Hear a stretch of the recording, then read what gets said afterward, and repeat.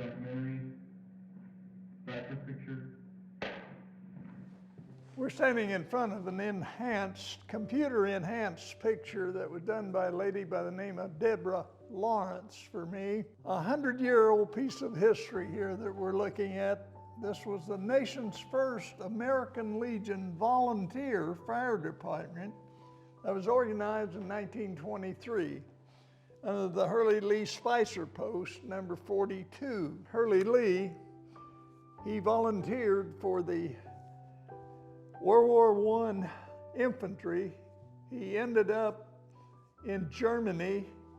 He was working with horses, putting horses on a rail car, a livestock rail car, and one of those horses kicked him, and he fell out of the car, and his arm came across the rail, and somehow or another, why the train rolled and amputated his arm. He was incapacitated. They ended up in the hospital for several months in Europe, and then came back to the United States, was in Washington, D.C.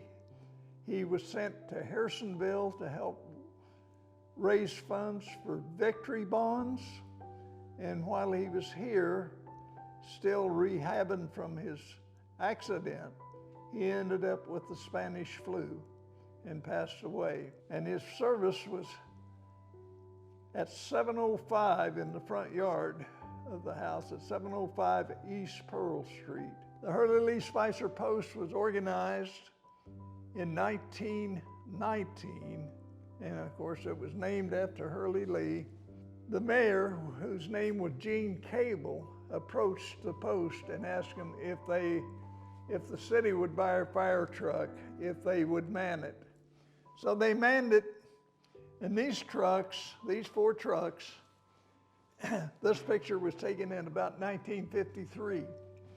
And these 4 trucks was what was part of it. There's 5 trucks, I'm sorry. This was their mascot truck that they used in their parades. But this picture shows the old original water tower that stood down on Pearl Street, the top of it. This shows the original Cass County Telephone Building, the Citizens National Bank, which is now a chiropractor's office. But the enhancement of this was taken with a black and white picture, and Deborah was able to take the men that was pictured in it. She took them out and showed the fire trucks only for us.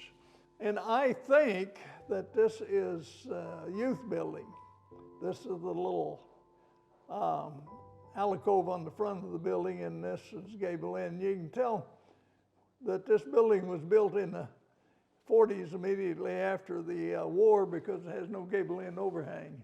We wasn't wasting materials on putting overhangs on buildings. So the fire department became manned with a paid crew about 20 years ago. I'm not sure how that came about. I was here. I know we voted a sales tax or something, and anyhow, the fire department now is down on South Commercial Street, along with the EMS.